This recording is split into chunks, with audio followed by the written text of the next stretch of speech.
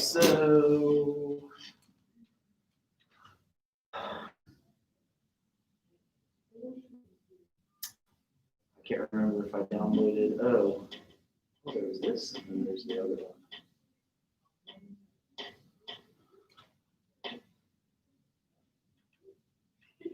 We had to present at a conference this weekend, and that was all online too. So that was different. What was that for? We did, it was Catholic Social Workers of America, so they did like all of our ethics, all of our CEUs, and that was helpful. Just open. There it is. I can't believe we're already on the last 5 or 6 chapters too. We got this week and then a few in November, and then Thanksgiving. You going home for Thanksgiving? I'm not sure, because this is my first year with like my apartment and stuff, so I don't know if I should stay there. How far away is home? 3 hours. Oh, actually, my parents is moving a little farther, like West Bloomfield is kind of next to Detroit, but it's going to make my drive 4 hours. Oh, geez. Okay. Yeah. Okay. Yeah, I know Thanksgiving and Christmas is coming faster than we think. I feel like I went over the field observation with you. So you'll go for observing something around here, or, and then you can present it in here, or you can film yourself presenting it. So it's totally up to you. Oh, when does that do? I had you guys pick a date by Friday, but you can pick presenting this week or any of the weeks in November.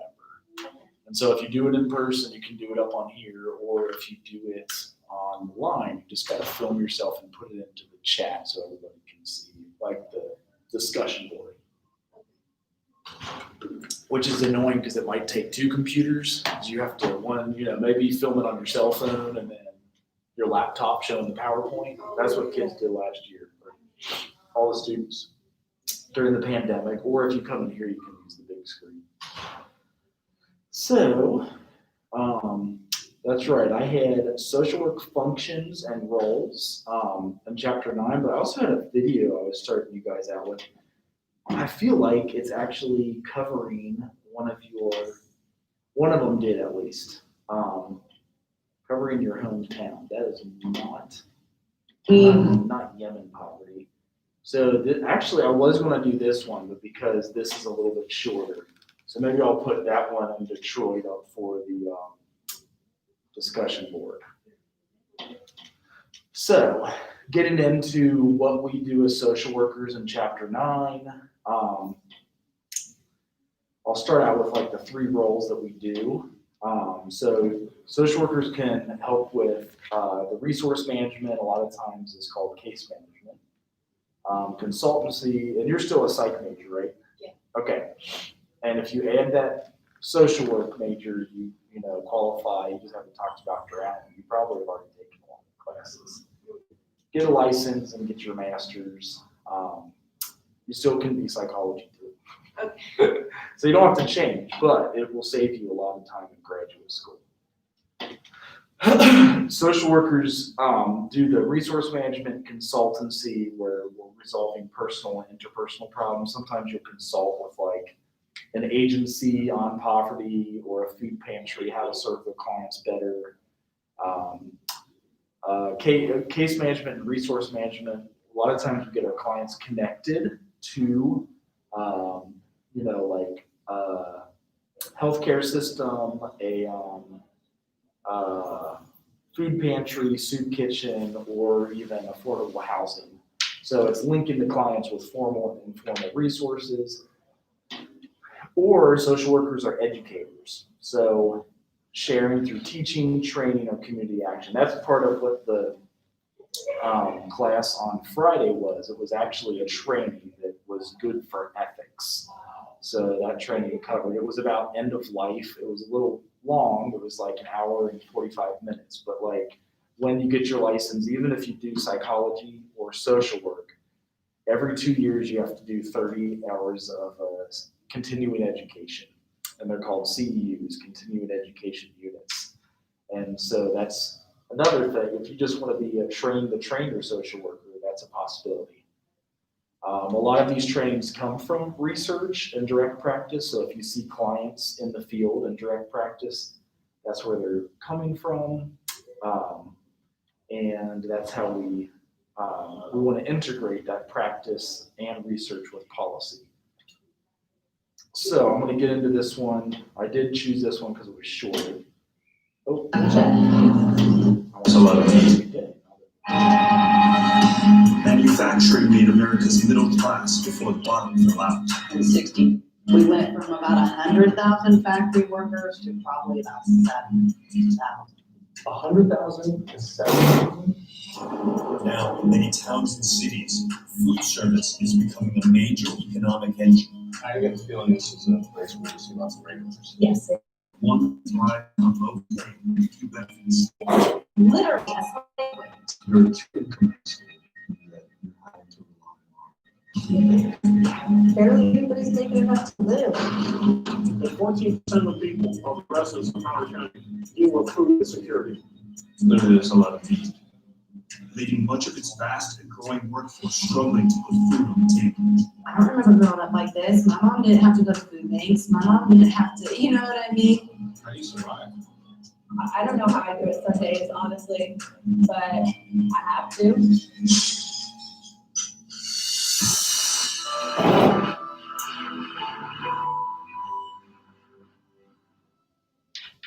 so this is one way social workers become like advocates, and in this one, it's about inflation and the cost of food and housing and even water and shelter.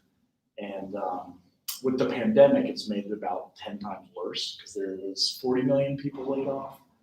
And so I kind of located this one, 20-minute film. That's not far from us.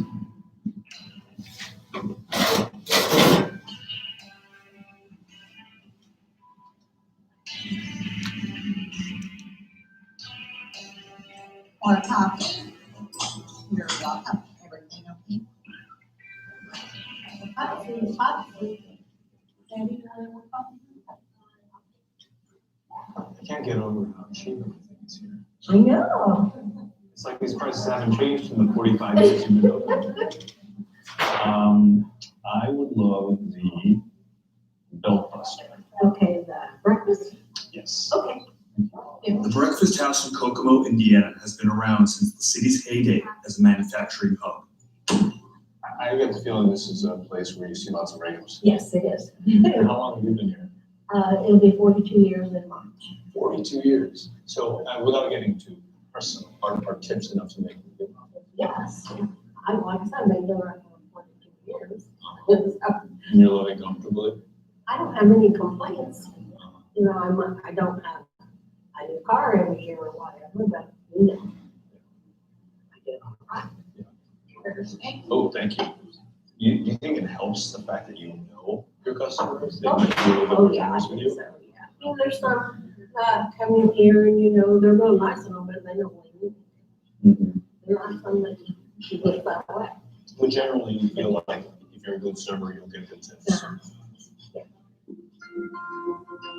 In 2009, Kokomo's unemployment rate spiked at about 20%, and it became known as one of America's fastest dying cities.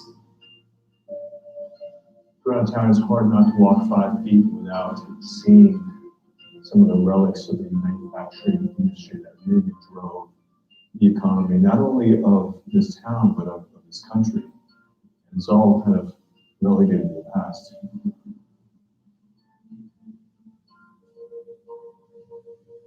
But today it's recovering, with unemployment around 3%. And one of the businesses that's hiring is restaurants. It's just so fascinating from up here. You can kind of see the economy in transition. Like off in the distance, you can see some factories that are still humming. Most of them are just kind of abandoned. And then you look over here and see strip malls. Cheryl Graham works for the local United Way, and has seen the shifts in the labor market firsthand. So these are all factories. This is the casting plant, Kokomo Casting Plant. It is a premier in the world. I mean, they make the best casings in the world, the most casings in the world. This is a transmission plant. This is Kokomo Transmission. So there are still lots of manufacturing jobs here.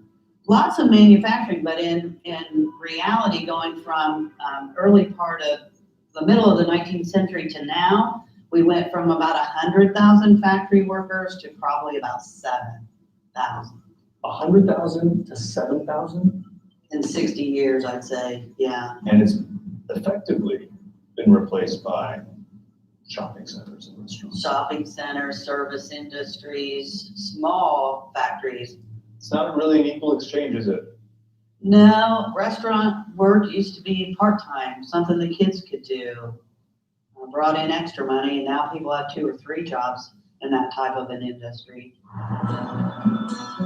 In contrast to the union jobs with good salaries and benefits once offered by manufacturers, take-home pay for those working for tips isn't always guaranteed.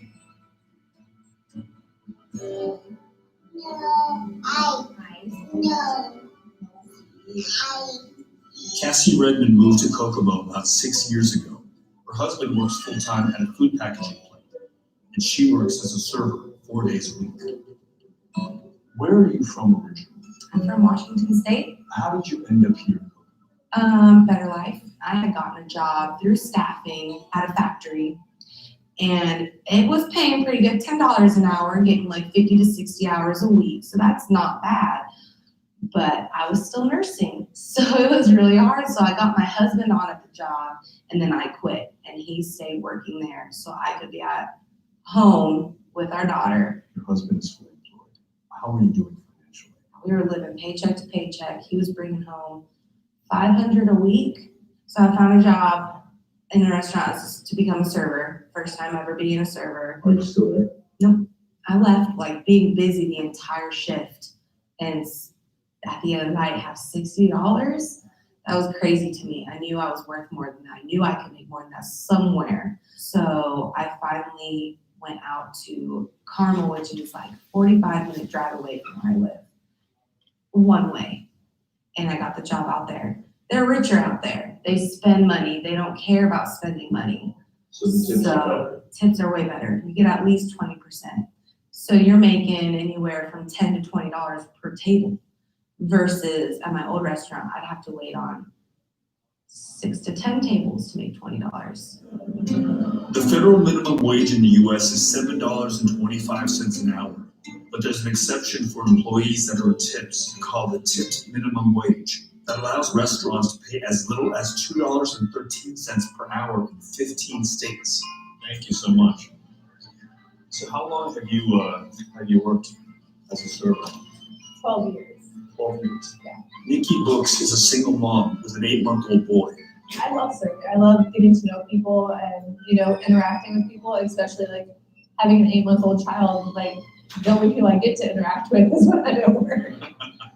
Other than that, I'm interacting with an 8-month-old all the time. So you're working as a server now. Yes. What do you get per hour as a wage? In Indiana, you make $2.13 an hour. $2.13 an hour. That's. You don't see a paycheck. Your paycheck literally says, this is not a check. It says $0, this is not a check. Because it just goes to taxes. So basically, you're starting at 0. On average, what do you get per hour on tips? I would say, on average, I walk out with maybe 10 to 12% of my sales. When it's customary to tip 15 or 20, for good service. How much would you say you're walking out with each night?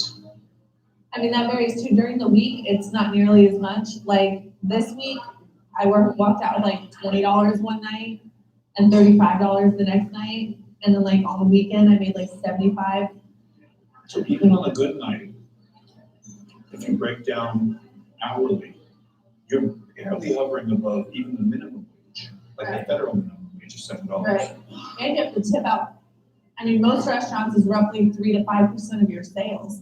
So like, even if people are tipping the 20% that is standard for great service, most servers are tipping out 3 to 5% of that to bussers, hosts, and bartenders. So even if I'm generous and I give 25%, you as a server are not seeing 25%, you're seeing 20. Roughly 20, yeah. What if I leave you nothing? What happens? Like, we have to pay that tip out whether you give us money or not. So like, say your bill is $100 and I have to tip out 5% and you don't tip me at all, I'm paying $5 to wait on you out of my own pocket, Does that happen? often, Often. yes. I would say it probably happens at least once a shift. How do you survive? I have a roommate. And I live with my brother and we have a roommate. And so right now I'm only paying a third of the bills. I don't know how I do it some days, honestly, but I have to. I mean, so I used to donate plasma, but I've had surgeries in the past 6 months, so I can't even donate plasma anymore. You're donating plasma to get by.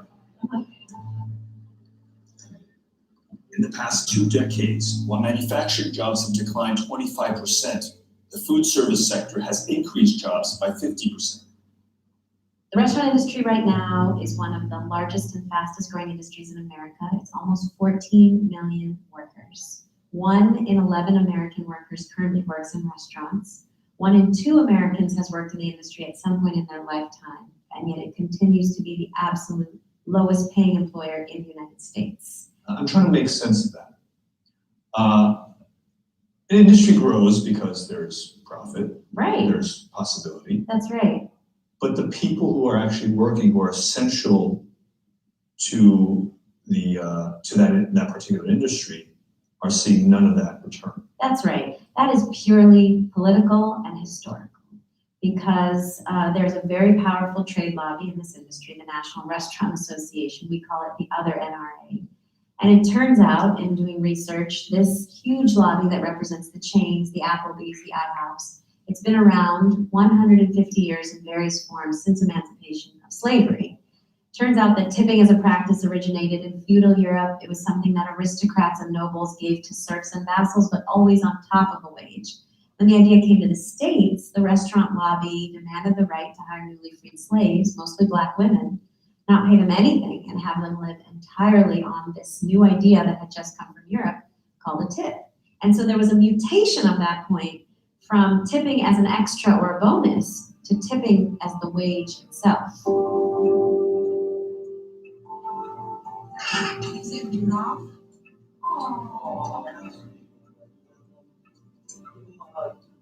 Federal law does require restaurants to ensure all workers get paid the full minimum wage and make up the difference when tips fall short. But from 2010 to 2012, the U.S. Department of Labor found that out of over 9,000 investigated restaurants, 84% violated wage and hour laws. So there are some who would say, you're working 4 days a week, anywhere from 25 to 35 hours a week. If you can't survive off your tips, maybe you just need to be better server. Maybe you're just not good at what you do. That's pretty ridiculous because we're only getting paid $2.13 an hour. We rely completely on what people give us on top of what they're paying for their bill. And you can work your butt off and give them the best service they could have ever hoped for that night. And if they feel like only giving you a $5 tip on a $50 bill, then that's all they're gonna give you. You can't go back to them and be like, I deserve more. Most things I go to garage sales for things that we need. I buy a lot of used items because it's a lot cheaper. So pretty much everything in my house is used. It's not new. I've not bought anything new unless it's like a pair of shoes here and there for like work. The clothes I have are either given to me or they're the same clothes I've had for the past few years. My children's clothes I get handed down to me from friends of kids that have kids that are about the same age or a little bit older. I really work the resources and we still struggle. So this is my budget book or my ledger. My husband gets paid weekly and each of those paychecks, I write down the different bills. We got rent, gas, electricity, internet, phone bill, car insurance, car payment, kids' insurance. Yeah, Something that really strikes me as I look at this. You forecasted out a month and a half in advance where your expenses are, all based on what your husband brings in because he brings in full salary. You know exactly what he's bringing in. You don't put anything for food though. You can't negotiate rent. No. Right? Rent is rent. Mhm. Car is car. Insurance is insurance. Food, maybe you were going hungry this morning. Maybe you were eating less. Is that something you would have to think about? Yep. So food is like the last thing that you're The expensive. last thing I think of, because it's whatever we have left will go towards it. That includes going to food banks. We base what we're gonna eat when we get out of food banks.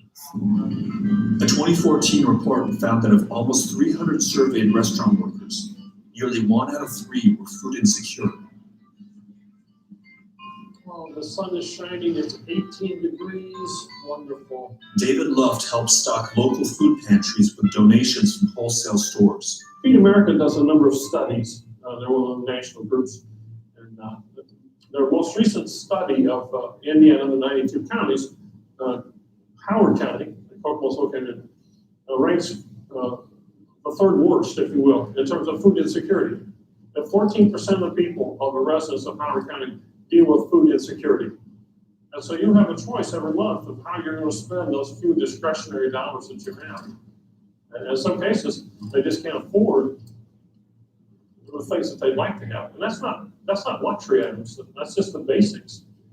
But we're doing our part. In 2018, in that calendar year, we served over 9,100 family units, households in 2018 through our pantry, which is amazing, which is up about 18% from the year before. This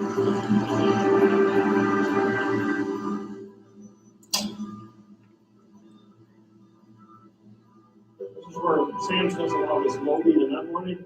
I do this morning, Gary, right? I figured it out. Only took a couple weeks. What did you say that word?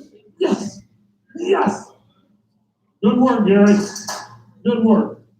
Potatoes on their way. Woohoo! Thanks, Nicole.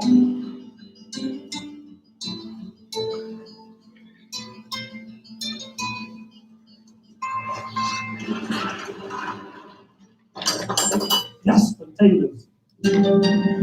As of 2014, it was estimated that 1 out of 7 people in the US, around 46 million, rely on Feeding America's network of 200 food banks and 60,000 partner food pantries. The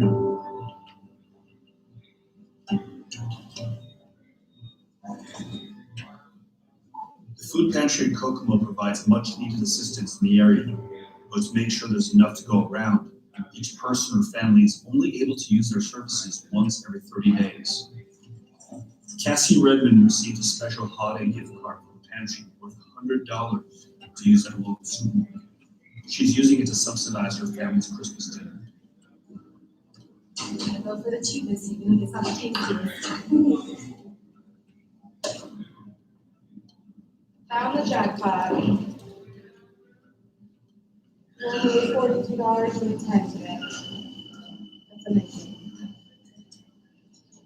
We still already spend over $100 every week, and that's going to food banks. Like with 2 kids, husband that works, me, it's really, really difficult to make it every week. You know what I mean? Like the prices keep going up, but our wages stay the same. And it's like our budget has to keep increasing because we can't live off of what we used to be able to live off of. As powerful as one lobby may be, 213, I think, would strike most Americans as outrageous. Outrage. How has this continued on? It is the Restaurant Association and their cronies and their allies in Congress and in 43 state legislatures that have managed to keep wages as low as humanly possible. I do think it's important to recognize, you're right, it's unconscionable. It's literally a slave wage. I do think it's important to recognize that this is a 70% female workforce. And so I do think, in thinking about how is a wage stayed at $2.13, when you're looking at an industry that's majority female, you understand that basically the nation has valued these women at a $2 wage. So as you see it, there's no real separating the fact that this is a largely female-driven industry, and the wage discrepancy is what it is. That's right. Management and ownership is overwhelmingly male. The workforce is overwhelmingly female. And these are the lowest income women in America. As of 2014, 1 in 6 restaurant workers, or about 16%, live below the poverty line, 10 percentage points higher than the national average. Many have to rely on government assistance to supplement their wages. I hate the cold. I don't know why I live somewhere where the air hurts my face. Nikki is enrolled in the WIC nutrition program for women, children, and infants, which helps pay for formula and other essentials for her 8-month-old child. I do they only have one and they don't have the bigger ones. I would say if I had to buy all the formula, like if I didn't get WIC at all, it would probably be about $150 a month just for formula, not counting food. And diapers are not cheap. Having a kid in general is not cheap.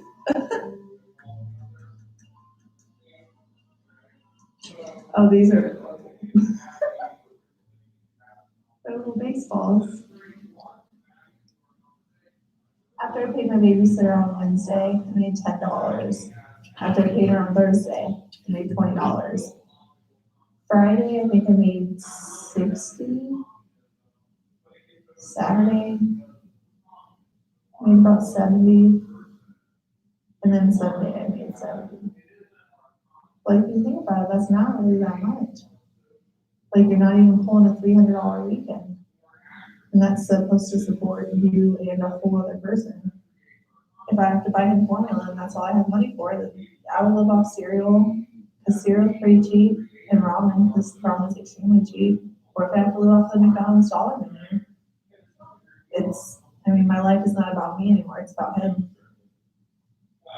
And he's the best part of my life. He's the one thing that gets me through every day. But kids, they grow so fast. They need clothes, they need food, they need diapers. And those are things that you can't just go without. If I don't have the money, I just put it on my credit card and hope that I make enough to put it on my credit card. So what do you say to critics when they say, look, the industry is what it is. This is the wage. Tips are, as you said, unstable. You may get a great tip one day and maybe not a great tip the next. And find another job. I would say a lot of different things. First, I would say this is the largest and fastest growing industry in America. These are the jobs that are now available. Lots of other sectors have declined or left the states. These are the jobs that are here to stay, number one. Number two, thousands, millions of these workers take great pride in their work. And it is not impossible for a restaurant to value these women, these workers, as the professionals that they are. We essentially have a 2-tiered wage system That's right. in the US. How many states have a federal tipped minimum wage?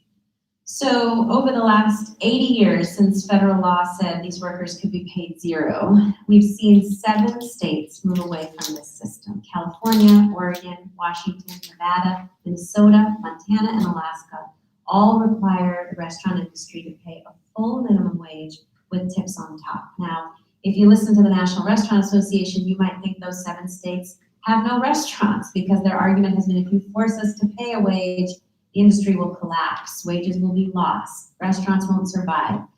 On the contrary, these 7 states actually have higher restaurant industry sales per capita, higher job growth in the restaurant industry. Based on data from 2013 to 2015, in states that paid tip workers $2.13 an hour, almost 1 in 5 waitstaff workers were in poverty. But in states where $7.25 an hour was guaranteed, that number was lowered to about 1 in 10.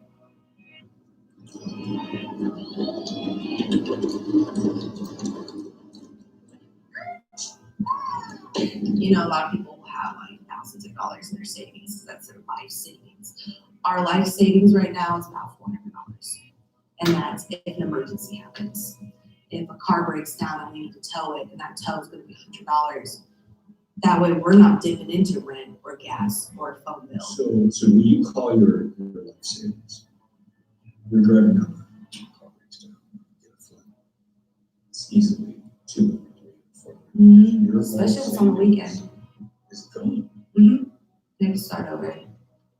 I don't remember growing up like this. My mom didn't have to go to food banks. My mom didn't have to, you know what I mean? Like she was a single mom and worked at a insurance firm or whatever, just filing, and she was able to do it. And nowadays it's like, you have to have 4 incomes in one household to just like be comfortably living, having cars that run, not having to go to food banks, not having to, wake up early in the morning so you can go to sit in a food bank for 3 hours to get enough food to last you a week. So it's pretty sad. I mean, not everybody has a degree, not everybody can get a 6-figure job or even a $50,000 a year job. Barely anybody's making enough to live. The reality is you have older people working in fast food because that's the only job they can get because they never got a college degree, or you have, people serving because they like to serve and they need the flexible schedule and the cash every day. So I think that people just need to end the stigma of, oh, you chose that job, but like sometimes people don't. It's what they can get. I feel like there are a lot of people who just don't grasp like the concept of it or understand that that's our livelihood, like that we really don't get a paycheck. And then they want to blame it on the employer, but they're, like I said, they're paying it somewhere. They're either paying it in the inflation on the food if they were paying us all a livable wage, or they're gonna pay it on the tip. It really is terrible that you have to rely on other people essentially for your livelihood, your bills, the clothes on your children's back. Like it's crazy.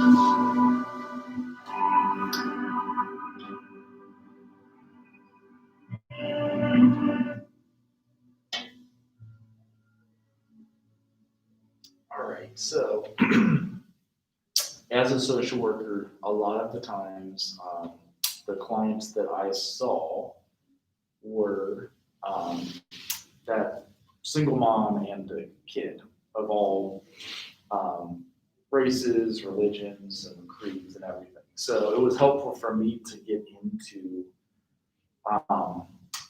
the information and the current economic situation. I used to kind of wonder why our psychology and social work professors showed us films on the economy. I kind of was like, all right, I'm here to learn about psychology, what's going on. But what you'll find is a lot of times that's the mom that's coming to you for counseling. And now that we have Medicaid that covers Medicaid and Medicare, paying for counseling for all single parents, there's been an increase in counseling. Like that's why social workers have so much work and we have so many clients to see after the Affordable Care Act was passed. So, and I worked in the food industry as like at least in high school and a little bit in college. Did you ever work in the food industry? It's terrible. So it was good to at least know a bit about that if you want to go into psychology, counseling, or social work. And then if you have some of them come to you, where do you take them from there? So as I mentioned, the consultancy is a big piece, but more important, the resource management. So social workers often, you become the advocate in case management, like trying to help them find that food pantry or find a better paying job or find more affordable housing. You even are also an activist, and it says here the strategy is like doing social action. And sometimes even as an educator, not just teaching your fellow social workers, but teaching your clients how to work through these challenging situations. Now, as a consultant, some of the consultancy roles here were an enabler. So at the micro level with individuals and families, sometimes we're consulting with them, giving them information of where to find the affordable housing, where to find the food pantry and soup kitchens. Then at the meso level with like groups and other agencies, you're a facilitator, helping them find different resources to run their agency.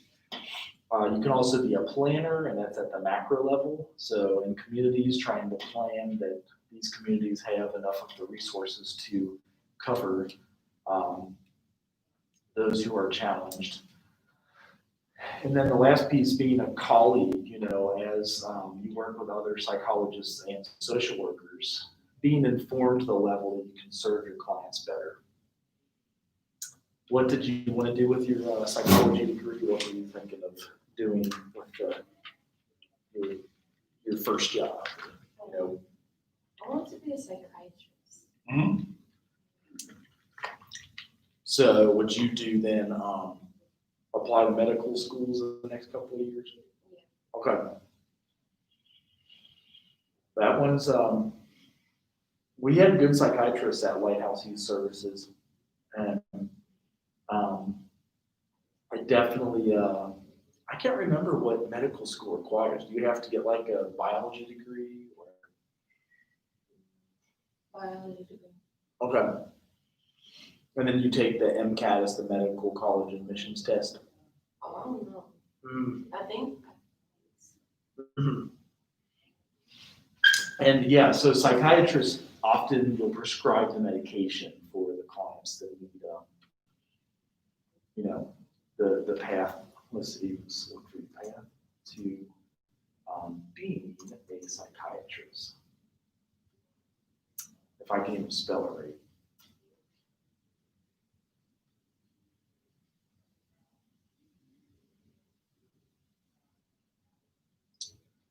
So we are accredited, that's good. Then you would take, are you a senior next year? Yeah. Okay. So after that, you take the medical college's admissions test. So you complete a medical doctorate or a DO. And let's see if there's a better one that's, that actually looks pretty clear as it has step 1, 2, 3, 4, 5, 6. So yeah, get your bachelor's, which would be next year. You apply to medical school, earn your license to practice medicine. That's usually 4 years. Residencies, a few after that. You obtain a license to practice psychiatry, and then you get certified.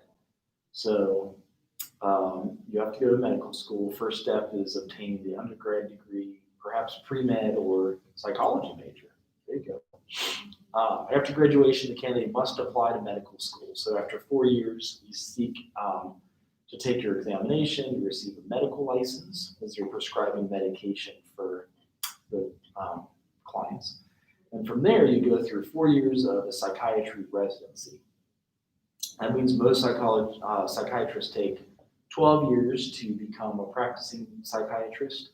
If they want to obtain additional certifications such as specializing in training, they undergo further schooling.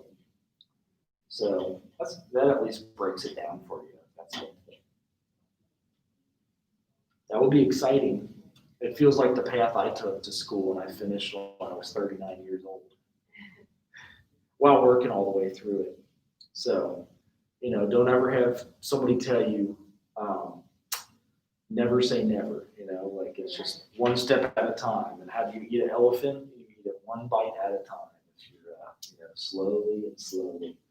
So, and there are some psychiatrists with social work training and psychology training, but the key is, I guess, sometime next year, or you sign up this year to take it next year, is take the medical college admissions test.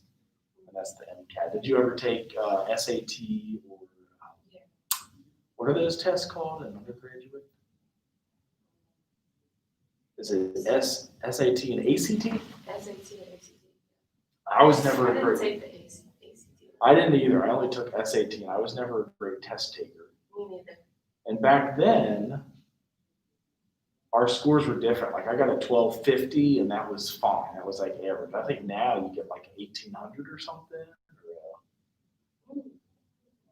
There's 3 sections that are worth 800 points, so it's out of 2,400. And so we had 2 sections worth 800 points, and it was 1,600. So a 1250 was like average, and I don't know how they do it now, but those are my favorite tests. Finishing up with consultancy. So when you're counseling at the micro level, you'll have individuals and families. At the organizational level, you'll have those formal groups and organizations, and I know they have some good charts that break these down. Then when you go at the macro level, that's again where you have communities and societies. And I feel like we've gone through some of these earlier, but you know, the aspects of planning as a social worker, you'll have a vision for what you guys are planning in the community with ideas, the future and desired outcomes.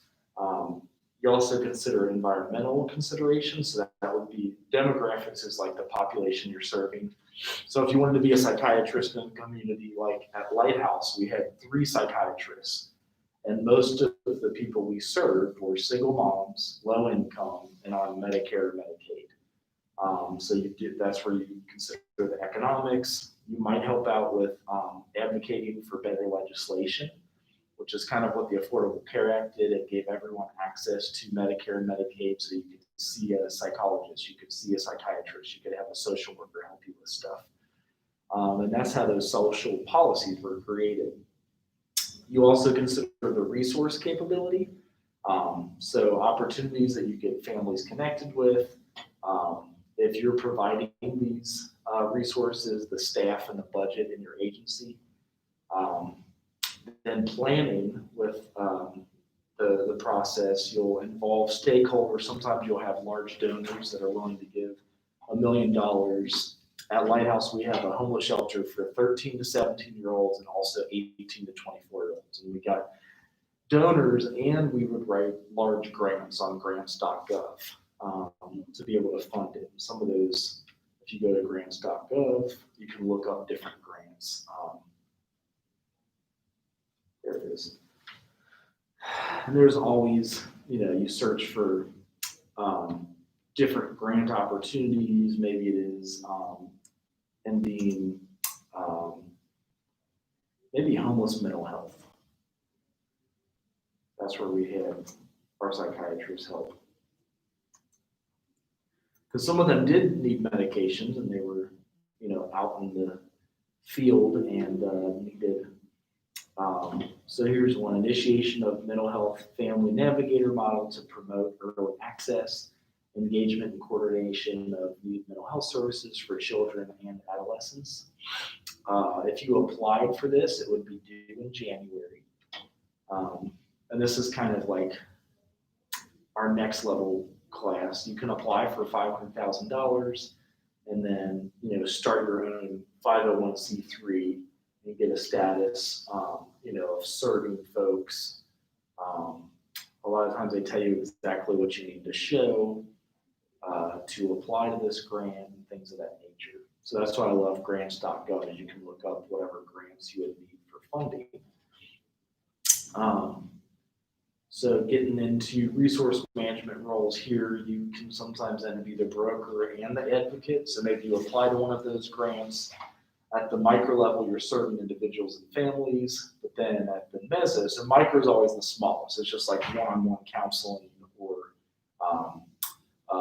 family counseling. Then meso is kind of like group counseling and doing stuff on a larger level. And then the macro, which is always the last, that's the largest. So like the entire community, how are you serving the community? And what are you doing as the social worker there? So this is kind of getting the idea of what social workers do overall. And then the last piece with being an educator, so the teacher role at the micro level, again, you teach individuals and families. At the trainer level, it's meso, you do formal groups and organizations. And then at the macro level, again, communities and society. So you've kind of seen the same theme all the way throughout. I always love getting into the details of what social workers do, because which section are you in? Do you remember? Is it 5H? I've tried to have them all be about the same. But for your presentation, I just added this in. So you would pick a date if you want to do it in person, Monday or Friday. It's due, the date that you're picking it is due this Friday. But you can pick, presenting it this week, next week, or the week after, any week before Thanksgiving. And it's about this presentation. So, and that's, putting yourself out in the community and doing the field observation. So besides that, yeah, we have the papers, the presentation, and then after you guys finish this, there'll be the big final paper. So, are you feeling okay on all of the assignments? Like any questions on them or?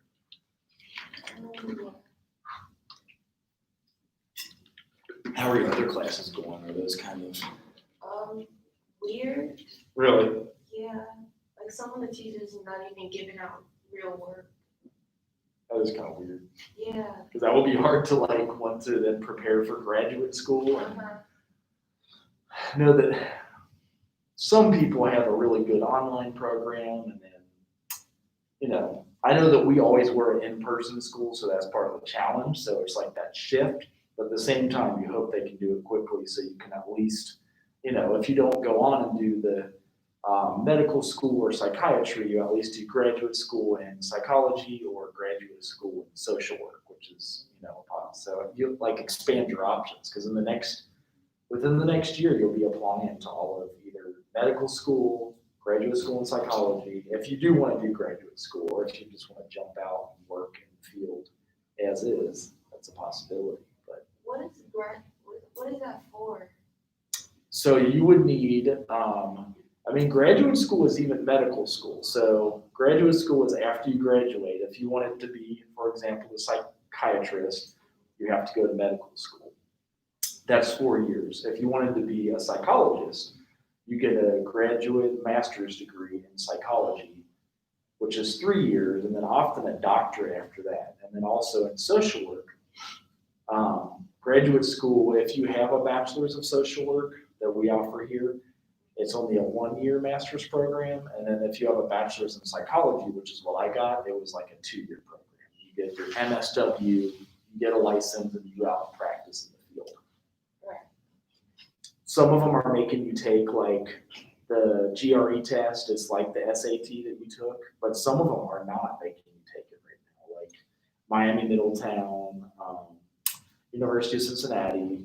Not sure about Michigan. Michigan has really good social work graduate schools.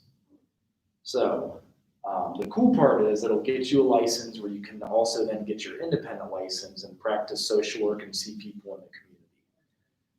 And it's an option.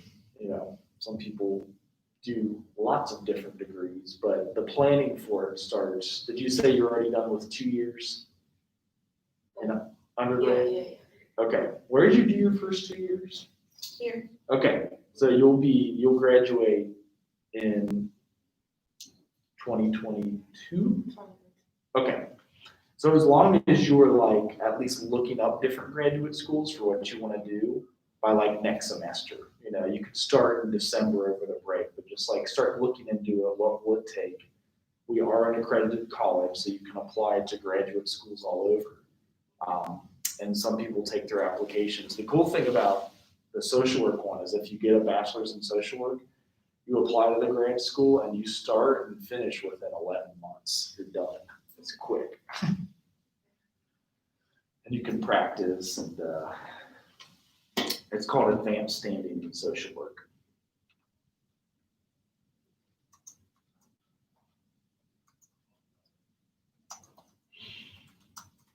So a lot of it will break it down.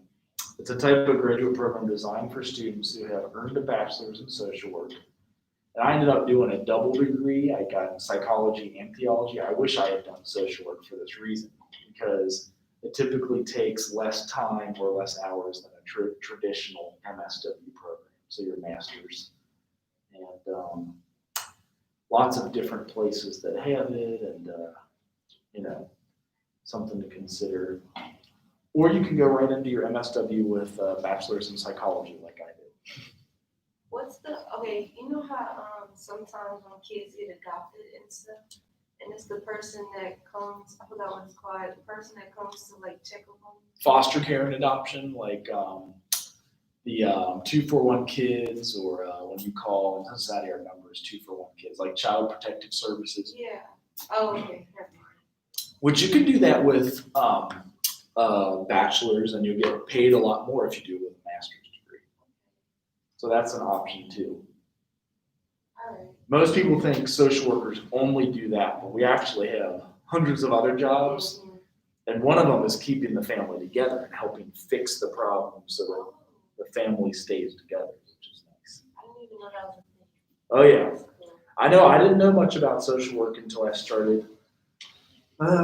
Probably the year I graduated with my psychology degree, and then I started searching for graduate schools. I wish I had done it well in advance of that, as then it would have gotten me on track to finish quicker and be done sooner.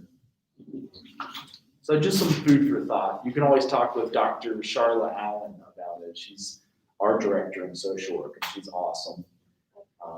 She went here, she got her bachelor's, and she's very helpful. So she probably would respond better out of any of the teachers that we have here. So Is that the lady right there? she probably is in the corner. Yeah, if you go into the social work office, she's like the director of the social work program. Okay. At least one more year until she graduates, or I'm sorry, she retires next year. So she's not going. So catch her this year before she's gone for What's good. her name again? Dr. Charla Allen. Okay. You can email her at like CALLEN. Hello. This one is. All right. All right. Yes, thank you, and have a good one. Good to see you. You too.